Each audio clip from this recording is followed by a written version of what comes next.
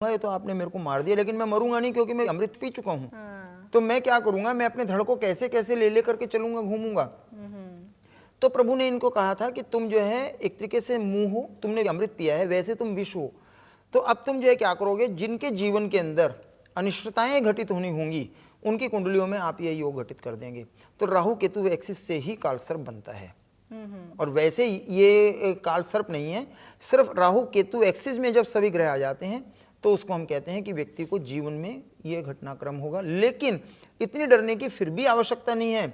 यह नहीं है कि बृहस्पति की दशा आ रही है, अच्छे ग्रहों की दशा आ रही है तो कभी भी कालसर्प कुछ नहीं कहेगा आपको जी, बल्कि आपको ज्यादा तरक्की ही वो देगा। हाँ जी, तरक्की ही देगा। अच्छा, ऐसा जीवन में क्या घटित होना शुरू हो जाता है, ऐसे वो कौन से हालात बन जाते हैं जब एक इंसान बिना किसी ज्योतिषी के पास जाकर खुद अंदाजा लगा सके कि हाँ शायद उसको कालसर्प दोष है? देखिए, ऐसा तो कुछ नहीं होता है, उसको बार बार ग्रहों की दशा अंतरदशा की वजह से भी फेर मिलते हैं। लेकिन बिगर किसी पत्री को दिखलाए तो व्यक्ति नहीं समझ पाएगा कि इसको कालसर्प है। अपने आप से घटनाक्रम से तो नहीं समझ पाएगा व्यक्ति की कालसर्प है। हो सकता है जो अनहोनियां होनी है, जो उसके साथ घटित हो रहा है, किसी और वजह से भी हो सकता है। ग्रहों की दशाएं खराब चल रही हों, उसकी जरूरी नहीं है कि कालसर्प। हाँ, जितना जरूर कहूँगा कि जो ग्रहों की दशाएं खराब चल रही हैं उनमें एक तरीके से अग्नि में घी का काम फिर कालसर्प कर देता है। एक तरफ तो बुरा घटित हो ही रहा है और साथ में कालसर्प भी है, और राहु की दशा या केतु की दशा, महादशा, अंतरदशा हो तो पक्की बात है कि उसके जीवन में, लेकिन इतना घबराने की आवश्यकता है इस ऐसे से नहीं है। इसके लिए नासिक में उपाय बताए गए हैं, लेकिन इतना जरूरी है कि आप किसी अच्छे ब्राह्मण से इसके उपाय करवाएं जो आपको कुछ दे सके। अदरवाइज शास्त्रों में बहुत ऐसे उपाय हैं जिसमें आप स्वयं जो करेंगे, आप खुद दवाई खाएंगे तो आपको फायदा होगा। आप जो भी काम करें, शास्त्रों में हर जगह ये कहा गया है कि आप स्वयं करें हर काम को। हम आप क्या कह देते हैं कि पैसा दे दिया, काम खत्म हो गया, तो उसका फलीभूत नहीं होता। ज्योतिष शास्त्र गंदा होता है इससे। तो ऐसा नहीं करिएगा। आप अपने आप से जो है कुंडली का अवलोकन करवाइए, उसके उपाय स्वयं कीजिए। आज व्यक्ति स्वयं करके कुछ राजी नहीं है, जब बीमारी हो जाती है तब तो दवाई खा लेगा, लेकिन इसके मामले में एक ही आप कर दीजिएगा जी। खुद करके राजी नहीं है कि व्रत कर ले, उपवास कर ले, कोई पूजा कर ले, कोई पाठ कर ले, मतलब ही नहीं है उसका। तो इस वजह से इसके खुद उपाय करेगा तो उसका फायदा 101% होता है। अच्छा, उपाय तो हैं, ये आपने बताया किस तरह के उपाय हैं ये भी हमने जान लिया, लेकिन काल सर्प, जहाँ सर्प की बात आई है वहाँ शिव जी की भी बात आएगी। तो अगर किसी को काल सर्प दोष है, वहाँ पर वो व्यक्ति खुद शिव जी की पूजा अर्चना करे, शिव मंत्र का जाप करे, तो क्या कुछ इस दोष में कमी आने की संभावनाएं होती हैं? देखिए, एक चीज़ मैं आपसे कहना चाहूँगा मोनिका जी, प्रभु की उपासना में मैं कौन होता हूँ कि व्यवधान डालने वाला कि आप जो है उसकी उपासना ना करें। प्रभु की उपासना और ऐसे भोले शिव की उपासना करना मैं कैसे कह सकता हूँ, ये तो 101% फर्क पड़ेगा ही पड़ेगा, इसमें क्या बात है। लेकिन स्वयं करें, ये नहीं कि रुद्राभिषेक करवा लीजिएगा जी, ये करा। आप डेली शिव चालीसा पढ़ें, प्रभु की शिव की आराधना करें, और सच्चे दिल से आप गायत्री की अगर पूजा करें तो देखिए कितने आपको फलीभूत होते हैं। आप मेडिटेशन कीजिएगा, देखिए सारे काल सर्प खत्म हो जाएंगे आपके। आपका अपने आप से ही ग्रेस्पिंग इतनी हो जाएगी, आप इतना इम्यूनाइज्ड हो जाएंगे कि हर संकट को आप अपने आप से ही जो है समाप्त हो जाएगा। गायत्री तो महामृत्युंजय से भी महामंत्र है जी। और काल सर्प दोष अगर है तो वहां पर नाग पंचमी का क्या महत्व हो जाता है? देखिए, फिर वही नाग से आ गया है ना, लेकिन नाग से इसका कोई लेना देना तो वैसे जो नहीं है। उपाय होते हैं, जितने भी उपाय होते हैं काल सर्प दोष के, वो क्या नाग पंचमी के ही दिन ज्यादा नहीं, ऐसा कुछ साकार नहीं, होते हैं? ऐसा कुछ नहीं है। ये तो 12 महीने 30 दिन चलते रहते हैं। ऐसा कुछ नहीं है। आप जाइए, त्र्यंबकेश्वर चाहिए, कहीं पर भी जाइए, वहाँ पर हर बार होता है। लेकिन मैं ये राय दूंगा आपको कि नासिक वगैरह में जाने से बेहतर है आप इसके उपाय स्वयं करें। बहुत सारे ऐसे शास्त्रोक्त उपाय हैं जिनसे आप घर बैठे ही सब कुछ कर सकते हैं। वहाँ जाकर के आप करवाएंगे, ठीक है, करवाने से फ़ायदा होता है, मैं ये नहीं कहता कि नहीं होगा। एक छोटा सा दीपक भी जलाएंगे तो उसका भी फ़ायदा होगा। लेकिन कोशिश कीजिए, आप अपने आप से स्वयं उपाय करिए, किसी आचार्य से पूछें, उससे अच्छी तरीके से उसका अवलोकन करवाएं, कालसर्प कहाँ बन रहा है, दूसरे प्लैनेट्स की शांति करें, सब मिलाकर के अगर आप करेंगे तो उसका ये ऐसा नहीं है। जब एक चीज़ आप रेमेडी भी हुई है ना, शास्त्री बता रहा है कि ये सिम्टम्स हैं, कालसर्प है, तो शास्त्री रेमेडीज भी दे रहा है। मेडिकल साइंस में भी तो यही पोजीशन है ना, शिवरिंग हो रही है, बुखार हो रहा है, मलेरिया है, तो कुनैन भी शास्त्र ही बता रहा है। तो इसे शास्त्र के ऊपर आइएगा। मैं तो शास्त्र की बात कर सकता हूँ और कोई बात नहीं कर सकता मैं। तो उसकी रेमेडीज भी शास्त्र में है, उसके हिसाब से कीजिएगा, आपको फायदा होगा। जी बिल्कुल, ये एक ऐसा विषय है जिस पर जितनी बात की जाए उतना ही कम है, लेकिन वक्त की कमी फिर से हमारे सामने आ चुकी है। वक्त एक बार फिर से इशारा कर चुका है कि हम इस विषय को यहीं पर फ़िलहाल के लिए रोक दें, और आपने जो समय दिया है उसके लिए यहाँ पर अपने दर्शकों की तरफ से मैं आपका धन्यवाद करना चाहूँगी। नमस्कार।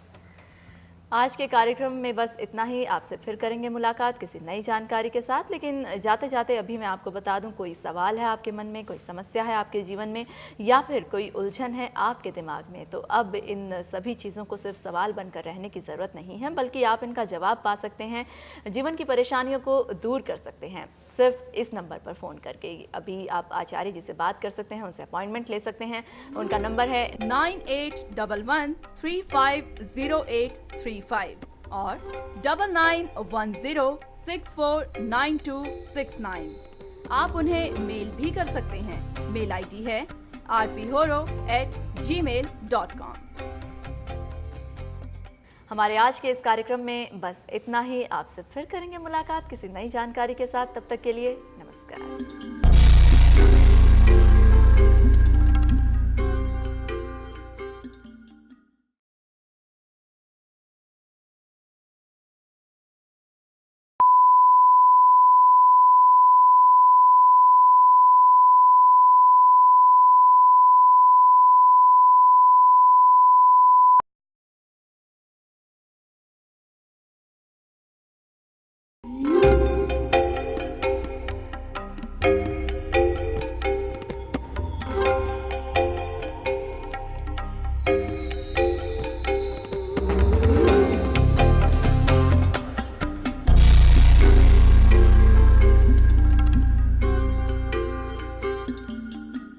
नमस्कार।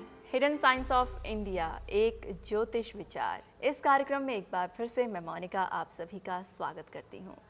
ये कार्यक्रम अब सिर्फ मेरी ही पसंद नहीं है, बल्कि आप सबकी पसंद भी बन चुका है। जी हाँ, आपकी ढेर सारी मेल्स, आपके फ़ोन कॉल्स यही साबित करते हैं कि आप हमें अपना भरपूर प्यार दे रहे हैं। अब लगातार आपकी मेल्स हमें मिल रही हैं, जिसमें आप हमें सुझाव भी दे रहे हैं, किस तरह की आप जानकारी चाहते हैं हमें बता रहे हैं, और इन मेल्स के माध्यम से आप अपने जीवन की सभी समस्याओं के समाधान भी पा रहे हैं। क्योंकि ये मेल डायरेक्ट जो है वो जाती है आरपी गुप्ता जी के पास। आचार्य आरपी गुप्ता जी इन मेल्स को देखते हैं और फिर जीवन की जो भी समस्याएं हो, जो भी परेशानियां हो, वो आपकी दूर करने की ज़रूर कोशिश करते हैं। अब देखिए ना, यूँ तो एक करोड़पति बाप का करोड़पति बेटा, लेकिन फिर भी बिल्कुल कंगला, बिल्कुल उसके पास जायदाद नाम की कोई चीज़ नहीं। हुआ क्यों ऐसा? एक ऐसा बच्चा जिसका पिता शायद ही कभी वो भरपेट खाना खा पाता था, एक वक्त खाना खाता था, 2 वक्त भूखा ही सो जाता था, लेकिन आज उसका बेटा अरबपति। आखिर ये क्या चक्कर है? समझ में नहीं आया ना? मुझे भी नहीं आता। लेकिन अब यही चीज़ें समझाने के लिए हमारे साथ हैं आचार्य आरपी गुप्ता जी। आचार्य जी, आपका स्वागत करते हैं। नमस्कार। हमने बात की, कोई अरबपति होकर भी उसके पास कुछ नहीं होता, और किसी के पास कुछ ना होकर भी वो अरबपति हो जाता है, यानी जायदाद सुख, प्रॉपर्टी का सुख। ये कौन सा सुख है? कौन से ग्रहों की चाल होती है? कहाँ पर कौन से ग्रह की कौन सी प्लेसमेंट होती है कि ये सुख हमारे जीवन में आता है? देखो, जहाँ तक अरबपति का मामला आपने बताया, जब एक आदमी अरबपति होगा तो प्रॉपर्टी तो उसके पास होगी ये तो पहली चीज़ है। लेकिन आप इतना जरूर कह सकते हैं, जिसके पास आजीविका का साधन नहीं है उसके पास प्रॉपर्टी की क्या पोजीशन है। या कई बार हम जब स्टडी किया हमने ज्योतिष में, कुछ टाइम व्यक्ति के जीवन में ऐसा आता है कि एक मेरे इंस्टेंस में आया है कि एक आदमी बहुत बड़ा अरबपति था और बॉम्बे में बहुत बड़ा एक्सपोर्टर था, लेकिन जब उसके ऊपर इस तरीके की पोजीशन क्रिएट हुई तो वो अब जो है फुटपाथ पर सोता है। बहुत बार ऐसा भी होता है कि आप अरबपति हैं, लेकिन वो प्रॉपर्टी आपके पिता के नाम थी और पिता ने आपको बेदखल कर दिया। हाँ, ऐसा भी होता है, क्योंकि प्रॉपर्टी सुख उसमें नहीं है। चौथे भाव का स्वामी अगर व्यक्ति का स्ट्रांग हो, 4th हाउस, तो व्यक्ति को प्रॉपर्टी सुख मिलता है। चौथा हाउस में क्या कहा जाता है? माता का सुख, हायर एजुकेशन का सुख, प्रॉपर्टी का सुख, ये सब चीजें हैं। और सुख, कुल मिलाकर सुख, वो तो सुख 3 है ही है, वैसे सुख, जीवन का सुख जिसे कहते हैं, तो माता का सुख, चौथा भाव, सुख तो सुख है। इसी प्रकार से जब आदमी दिन भर के काम करके जाता है घर पर, तो उसकी बात यह है कि वो आराम से उसको जा कर के सोए अपने घर के अंदर। ये नहीं है कि ऊपर से मकान मालिक कह दे कि भैया ये तैने नहीं किया, अला किराएदार ये कर। बिल्कुल। तो वो सुख यानी कि नींद का सुख वो जो है चौथे भाव से आता है। और चौथा भाव अगर बलिष्ठ है और साथ साथ मंगल की कैपेबिलिटीज़, क्योंकि भूमि कारक भूमि पुत्र जो है मंगल ग्रह बनता है, दोनों ग्रह अगर अच्छी स्थिति में बने हुए हैं तो व्यक्ति को प्रॉपर्टी का सुख मिलता है, अन्यथा जीवन में नहीं मिल पाता। तो इस वजह से चौथे भाव का स्वामी कौन है, उस ग्रह को देखिए, उसके ऊपर पड़ी हुई दृष्टियां देखिए, उसकी दशा अंतरदशा देखिए, गोचर देखिए, उसके बाद आंख मीच करके हम बता देंगे कि इस व्यक्ति को फला तारीखों में प्रॉपर्टी का सुख प्राप्त हो जाएगा। ये प्रॉपर्टी का सुख देखने के लिए चौथे भाव को देखना बहुत निहायत जरूरी है, उसके साथ मंगल को भी देखना बहुत जरूरी है। जी, तो क्या यहाँ पर ये देखना भी ज़रूरी है कि अगर आपका ये ग्रह है या फिर ये इस भाव में है, इस लगन में है, तो आपको क्या किस दिशा में आपको प्रॉपर्टी खरीदनी चाहिए या फिर कितनी बड़ी आपको प्रॉपर्टी खरीदनी चाहिए, किस वक्त आपको खरीदनी चाहिए, क्या ये सब चीज़ें भी मायने रखती हैं? देखिए, मायने तो सब चीज़ें रखती हैं। एक्चुअल में चौथा भाव जो है व्यक्ति का जो है माता का भाव है, और माता का भाव वही है जहाँ व्यक्ति जन्म लेता है। पक्की बात है, माँ का जन्म जहाँ व्यक्ति ने जन्म लिया, चाहे रहे दिल्ली में रहा है, जन्म जाकर के उसने हरियाणा में लिया या बॉम्बे में लिया, तो नेचुरल है कि वो तो उसका जो है असली जन्म स्थान तो बॉम्बे हो गया, ना कि दिल्ली। तो ये नहीं है कि व्यक्ति कहाँ खरीदे कहाँ करे, ये तो प्रोफेशन के हिसाब से आप देखेंगे कि जहाँ आदमी रोजगार मिल रहा है वहीं प्रॉपर्टी सुख को उससे मत मिलाइए। प्रॉपर्टी सुख डिफरेंट है, लेकिन कहाँ अगर आप सेल परचेज वाला मामला करते हैं डेट्स डिफरेंट मैटर है कि भाई आप बॉम्बे में खरीद लीजिएगा, हरियाणा में खरीद लीजिएगा, उसे बेच दीजिएगा। लेकिन जो सुख है, प्रॉपर्टी का सुख जो वर्ड का है, उसको अगर हम अंडरलाइन करें तो उसके लिए ये बहुत जरूरी है, निहायत जरूरी है कि चौथा भाव जो है वही है जहाँ आदमी जाकर के बैठे अच्छी प्रॉपर्टी ले। अगर ये है तो आदमी के पास बहुत सारी प्रॉपर्टी होती है। साथ में इसमें जो है शनि का रोल भी होता है। शनि जो है क्योंकि पत्थर है, ये सब चीज़ें हैं, लेबर है, लेबर जो है प्रॉपर्टी बनाती है, शनि का रोल भी बहुत ज़रूरी होता है। शनि और मंगल का रोल अगर बन जाए तो व्यक्ति बहुत अच्छी प्रॉपर्टी बनाता है जीवन के अंदर, और बहुत अच्छा उसमें सुख भी उसका लेता है। जायदाद सुख पाने के उपाय क्या किए जा सकते हैं? देखिए, इसके लिए जायदाद आदमी जब खरीदेगा जब उसके पास पैसा होगा, उसका भाग्य अच्छा होगा, और इसके अलावा उसका भाग्य अच्छा होगा, प्रोफेशन अच्छा होगा, तभी तो जायदाद खरीदेगा। वैसे कोई मुफ्त में तो कोई किसी को जायदाद या तो ऊपर से मिल जाए, पीछे से मिल जाए तो बात अलग है।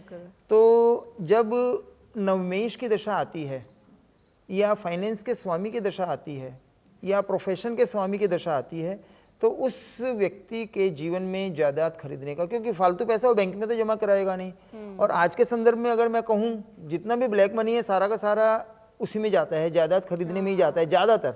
बैंकों में तो कुछ मिलता नहीं है, जायदाद में फिर भी मिल जाएगा। तो इस वजह से उस स्वामी के दशाओं के ग्रहों के उनको नगें पहन करके और उनको स्ट्रॉन्ग करना चाहिए। अगर मंगल कैपेबल है आपका, क्योंकि भूमि पुत्र है, तो मूंगा पहन लेना चाहिए, उससे जायदाद सुख आपका बढ़ेगा। चतुर्थ भाव के स्वामी को आपको स्ट्रॉन्ग कर लेना चाहिए। और ऐसी रेमेडीज, अगर कोई मेलेफिक अफेक्ट आपके चतुर्थ भाव के ऊपर है, चौथे भाव के ऊपर अगर कोई भी मेलेफिक अफेक्ट है, उसको पत्री दिखला करके आप ऐसा करें कि उनको कम करें, ताकि वो मेलेफिक अफेक्ट कम हो जाए। जैसे गर्मी का मेलेफिक अफेक्ट सूर्य है, सूर्य से गर्मी हमें मिल रही है, लेकिन उसका मेलेफिक अफेक्ट हम एसी चला करके कम कर देते हैं। एसी चल गया तो सूर्य की गर्मी कम हो गई, तो सेम पोजीशन उससे होगी, आपको डायरेक्शन मिल जाएगी। तो भाग्य को बलवान करिएगा अपने प्रॉपर्टी सुख पाने के लिए, क्योंकि एक चीज़ दूसरे से लिंक है। सिर्फ अकेले को अगर आप बलवान करेंगे तो कोई फायदा ही नहीं है, पैसा ही नहीं होगा तो कहाँ से प्रॉपर्टी खरीद लेंगे आप। बिल्कुल, आपने बताया कि किस तरह से ये सुख प्राप्त किया जा सकता है, प्रॉपर्टी हम किस तरह से पा सकते हैं, क्या हमें उपाय करने चाहिए, लेकिन फिर भी हमें किन किन तरह की सावधानियां रखनी चाहिए जब हम कोई प्रॉपर्टी खरीदने जाएं? तो देखिए, दशा को सबसे पहले देखिए कि कोई फाइनेंशियल लॉसेस तो नहीं आ रहे हैं इस समय में। गोचर के अंदर कोई ऐसा प्लेनेट तो नहीं बैठा हुआ है कि मैं प्रॉपर्टी खरीदूं और वहां पे मेरे डॉक्यूमेंटेशन ही खराब हो जाए सारे की सारी, मैं उसको बयाना दे दूं, अगला कल को रिफ्यूज कर दे, मेरे को फाइनेंशियल लॉसेज बने हुए हैं। तो पक्की बात है कि उस समय में अगर फाइनेंशियल लॉसेज है वो मुकर जाए जा करके, या कह दे जी मेरे पास तो अभी इंतजाम ही नहीं है, मैं तो अभी बाद में दूंगा, 6 महीने बाद दूंगा। ये पक्का आप दशा से देख लीजिएगा, अपने किसी आचार्य से उसे पढ़वा लीजिएगा कि क्या मैं ये काम कर लूँ, क्या मैं प्रॉपर्टी खरीद लूँ, कोई मेरे को फाइनेंशियल लॉसेस तो नहीं आ गए, कोई मेरे को रुकावट तो नहीं आ रही। या कई बार ऐसा होता है कि मिस हैपनिंग्स ना हो जाए घर के अंदर, कोई ऐसा मिसहैपनिंग तो नहीं आ रही कि माता पिता को कोई प्रॉब्लम आ रही हो जिसकी वजह से प्रॉपर्टी का बयाना तो मैं दे दूंगा और उसके बाद उसको मैं नहीं खरीद पाऊंगा, तो क्या होगा कि मेरा बयाना भी डूब जाएगा। तो क्यों ना ऐसे व्यक्ति को पहले अपना देख लें कि कोई अनिष्ट तो नहीं आ रहे हैं, कि इस अनिष्ट को अगर दो बीच में आ जाता है मान लीजिएगा, तो कोशिश करे कि उसे इग्नोर करे, उसको उस समय को इग्नोर करे जो समय मेलेफिक है। मेलेफिक समय में ध्यान रखे, क्योंकि बिल्कुल ये सारी चीजें ध्यान रखें, ये उपाय करें तो जरूर। कई बार ऐसा होता है कि गवर्नमेंट एक्वायर कर लेती है प्रॉपर्टी को, आप कच्ची कॉलोनी में कहीं प्रॉपर्टी खरीद रहे हैं, गवर्नमेंट एक्वायर कर लेती है। क्या आपके प्लैनेट्स ऐसे तो नहीं है, एक ही जो है आपका फाइनेंशियल लॉसेज आ रहा है या प्रॉपर्टी का सुख ही आपके जीवन में नहीं है, और आप ऐसी जगह पैसा लगा दें जहाँ जो है आपको कुछ मतलब ही नहीं है, जाकर के तीसरे दिन आकर के बुलडोजर चल जाए। बिल्कुल, इतना महंगा है सब कुछ, इतना ज़्यादा मुश्किल है प्रॉपर्टी खरीदना, तो थोड़ा सा जब आप इतनी महंगी प्रॉपर्टी खरीदते हैं उससे पहले किसी अच्छे ज्योतिषी के पास जाकर आप ज़रूर अपनी कुंडली दिखला लें। बिल्कुल, आपने बहुत अच्छी जानकारी दी, इसके लिए आपका बहुत बहुत शुक्रिया। नमस्कार। तो हमारी आज की पेशकश में बस इतना ही, लेकिन चलते चलते आपको एक बार फिर से याद दिला दें, आप आचार्य जी से बात कर सकते हैं, मुलाकात कर सकते हैं, उनसे अपॉइंटमेंट ले सकते हैं। उनका नंबर है 9811350835 और 9910649269। आप उन्हें मेल भी कर सकते हैं, मेल आईडी है rphoro@gmail.com। तो मुझे दीजिए इजाजत, तब तक के लिए नमस्कार।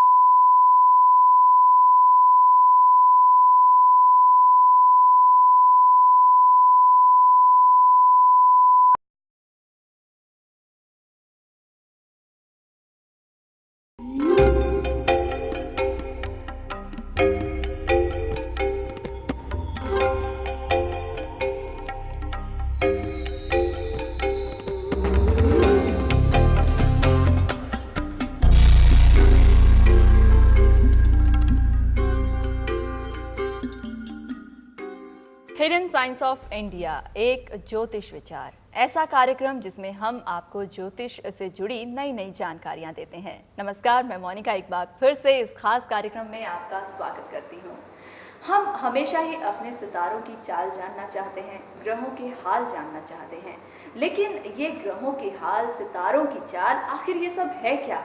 जी हाँ, आज हम आपको बताएंगे ग्रह दशा के बारे में, और इस पर ज़्यादा जानकारी देने के लिए हमारे साथ स्टूडियो में हैं आचार्य आर.पी. गुप्ता जी। आचार्य जी, आपका स्वागत करते हैं। नमस्कार आचार्य जी, सितारों की चाल, ग्रहों के हाल या फिर भविष्य कैसा रहेगा, ना जाने कितने सवाल होते हैं हमारे इस छोटे से दिमाग में, और जितने सवाल हैं इस छोटे से दिमाग में उससे कहीं ज़्यादा बड़ा है ये ज्योतिष संसार। तो आपसे यहाँ मैं जानना चाहूँगी, आखिर ये ग्रह दशा होती क्या है? देखिए मोनिका जी, मैं आपसे कहना चाहूँगा, सृष्टि के अंदर जितने भी जीव उत्पन्न होते हैं, जितने भी जीव उत्पन्न होते हैं, चाहे वो पानी में है, ऊपर आकाश में है या पृथ्वी पर है, सबसे पहले प्रभु उनका सिर बाहर निकालता है जी। आप ये देखिए कितना सृष्टि का वो है, और ये सिर जब बाहर आता है, चाहे मुर्गी के अंडे से भी चूजे जो आएगा उसकी ऊपर की, और मनुष्य का भी, सबका सिर बाहर आता है, और सिर बाहर में आने पर 9 के 9 ग्रहों की किरणें समावेश हो जाती हैं हमारे सिर के ऊपर। ठीक है, अब मनुष्य की बात हम लेकर के चलते हैं। कोई भी अगर किसी एस्ट्रोलॉजर के पास जाता है तो सबसे पहले वो ये कहता है कि मेरे ग्रह कैसे हैं। वही आपने मेरे से क्वेश्चन किया मोनिका जी कि ग्रह चाल, ठीक है, तो ग्रह चाल क्या है कि वो कुंडली आपकी बन गई। कुंडली बनने के ऊपर अब हमारा कुंडली के साथ साथ एक चंद्र कुंडली अलग बनती है। और चंद्र कुंडली में क्या होता है कि जैसे मैंने अभी पहले भी बताया आपको कि हमारे बॉडी में मोर देन 90% वाटर है, तो वाटर ज्योतिष के हिसाब से सिग्निफाई करता है चंद्रमा।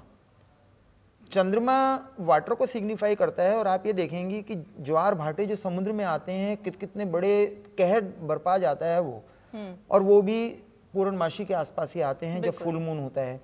यानी कि इतना बड़ा समुद्र, उसको एक चंद्रमा डिनोट कर रहा है, उसमें ज्वार भाटे ला रहा है, तो हमारा बॉडी तो है ही क्या, जबकि उसको सिग्निफाई चंद्रमा ही कर रहा है ना, पानी है ना 90% ज्यादा, आप समझ गए।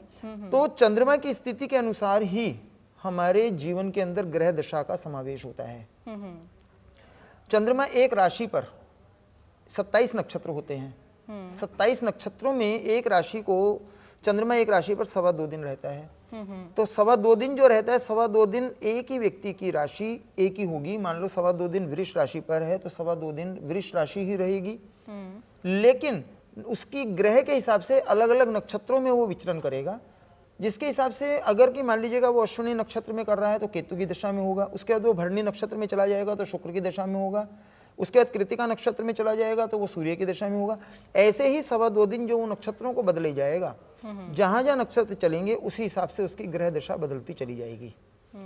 अब उसके हिसाब से क्या है कि जैसे हम कहेंगे कि हर एक राशि को अलग अलग दशाएं दी, दशा क्रम गया हुआ है। जैसे सूर्य की दशा 6 वर्ष रहती है, चंद्रमा की 10 वर्ष रहती है, मंगल की 7 वर्ष रहती है, इसके बाद राहु की दशा जो होती है वो 18 वर्ष रहती है, बृहस्पति की दशा है वो 16 वर्ष रहती है, बृहस्पति के बाद हम शनि की दशा में आते हैं वो 19 वर्ष रहती है, शुक्र की दशा होती है वो 20 वर्ष रहती है। ऐसे ही दशा क्रम चलता रहता है। केतु की दशा है वो 7 वर्ष रहती है। तो मकसद कहने का ये हो गया है कि ये नहीं है कि व्यक्ति का पूरा जीवन जो है एक दशा में, मान लो केतु की दशा में हुआ तो 7 वर्ष वो वैसा ही जीवन यापन करेगा, ऐसा कुछ नहीं है। या मान लो सबसे ज्यादा दशा होती है शुक्र की 20 वर्ष की जी। 20 वर्ष की दशा में ये नहीं है कि 20 वर्ष शुक्र आ गया और शुक्र किसी ग्रह के लिए, किसी लगन के लिए खराब ग्रह है, जैसे धनु लगन है या मीन लगन है, शुक्र की दशा उसकी 20 वर्ष की खराब दशा मानी जाएगी। लेकिन ऐसा नहीं है 20 के 20 वर्ष तो उसके गए सत्यानाशी के, ऐसा कुछ नहीं होता। उसमें जो दशा में अंतरदशाएं आती हैं, प्लेनेटरी पोजीशन होती है, उसको देख करके ही कुंडली का विचार होता है। तो दशा क्रम जो चलता है, आपने जो दशा का क्वेश्चन किया, वो चंद्रमा की स्थिति को देख करके ही एनालिसिस दिया जाता है। चंद्रमा की दशा को देख करके चंद्रमा कितने चरण में है, किस नक्षत्र के कौन से चरण में है, 4 चरण होते हैं एक नक्षत्र के, वो पूरा एक डीप स्टडी है हर तरीके की। उस चरणों को अलग अलग विभाजन करके कितनी दशा क्रम उसका शेष रहा। मान लो किसी का रहा मंगल की दशा में, चौथे चरण में व्यक्ति ने जन्म लिया, मोनिका जी। अब मोनिका जी चौथे चरण में लेने का मतलब ये है कि मंगल की दशा 7 वर्ष रहती है। 7 इज डिवाइडेड बाई 4, 4 से उसे भाग दे दिया गया तो 2.25 वर्ष जो है एक चरण हो गया। तो चौथे चरण में है तो उसको भी हमें एनालिसिस देना पड़ेगा कि 2.25 साल में कितना चरण ये भोग चुका है। तो बाकी का जो है मंगल के बाद, मंगल में तो वो जन्म ले लिया उसने, लेकिन चौथे चरण में जन्म लिया, उसके बाद राहु की दशा 18 वर्ष की आएगी। वो फुल कैलकुलेशंस करके हम दशा विचार करते हैं जी। तो इसका मतलब ये है कि जब हम ग्रह दशा की बात करते हैं तो ग्रह दशा जब शुरू होती है तो जितना उसका पीरियड है वो उसमें एक जैसा प्रभाव नहीं देती, वो डिग्री के हिसाब से या फिर अपने जो भी उसका चाल है उसके हिसाब से वो बदलती जरूर है, वो प्रभाव बदलता है। हाँ जी बिल्कुल मोनिका जी। तभी तो व्यक्ति का जीवन सुख, जैसे आप कहती हैं हर व्यक्ति सुखी और दुखी, ये चीज जो कह रही हैं आप, मेन चीज ये है कि सुख दुख ये इसी वजह से धूप छांव चलती रहती है व्यक्ति के जीवन में मोनिका जी। एक कि कभी अच्छी दशा आ गई तो अच्छा फल मिल गया और खराब दशा आ गई तो खराब फल मिल गया। बीमारी की दशा आ गई, 6th और उसकी आ गई तो बीमार हो गया। कभी धन भाव की दशा आ गई तो अच्छा धन मिल गया। मतलब जैसे कि आपने कहा कि जो शुक्र की दशा है वो 20 साल होती है, तो एक इंसान की कुंडली में अगर शुक्र की दशा है, उसको इस तरह का अगर यहाँ पर ये प्रभाव उसके जीवन में हुआ है तो उस दशा के दौरान वो हो सकता है 10 साल वो बहुत ज्यादा तकलीफ में बिताए, हो सकता है 10 साल वो राजा बन जाए। इस तरह के उतार चढ़ाव होगा, बिल्कुल होगा। शुक्र की दशा है, मान लीजिएगा शुक्र में बृहस्पति की जब जब दशा आएगी तो पक्की बात है कि उसको जो है शारीरिक कष्ट होगा, उसको जो है पैसे से संबंधित वो होगी। अब ये देखिए मार्केश लग गया है जी। मारक 2 तरीके का होता है। मारक एक तो मृत्यु हो गई, सेकंड हाउस को भी मारक कहते हैं। तो सेकंड हाउस पैसे का होता है, पैसे का भी मारक है। मृत्यु के मारक को तो आराम से बैठ करके रोया जाता है, लेकिन और जो है 2 आदमी कहेंगे लो मेरे से कुछ पैसा ले लो, तेरे पास पैसा नहीं है तो इसका जो है क्रियाक्रम कर दे तू। लेकिन अगर पैसे की मारक दशा आ गई तो व्यक्ति खड़ा खड़ा रोता है और चिल्लाता है और सब कहते हैं अरे फला आदमी आ गया है, इससे दूर हट जाए, मेरे से पैसा मांग लेगा। मारक तो वो भी है, वो मारक बहुत कठिन होता है। आप समझेंगे इस बात को। तो दशा ये है कि उसी कर्म से हमको दशा को लेना है कि इसको किस तरीके की दशा आ रही है, फाइनेंशियल लॉसेज आ रहे हैं क्या, इसको जो है शारीरिक कष्ट आ रहा है क्या, ऐसी दशा आ रही है कि ये अनबन हो जाएगी मियाँ बीवी में। ये प्लेनेटरी दशा है, सब उसको बच्चा होगा नहीं होगा, बच्चे को तो कोई स्वास्थ्य में दिक्कतें नहीं आ रही हैं इसके, मतलब कि कुल मिलाकर के माता पिता। एक सवाल और मेरे दिमाग में है यहाँ पर, जब एक बार एक दशा लग गई है, जब एक ग्रह यहाँ पर आकर बैठ गया है तो उसके उपाय उसको कितना बदल सकते हैं? चांद को अर्घ देना या फिर राहु के लिए कुत्ते को खाना खिलाना, ये सब कितना उस कठिनाइयों को कम कर सकते हैं? देखिए ऐसा होता है कि हमने अभी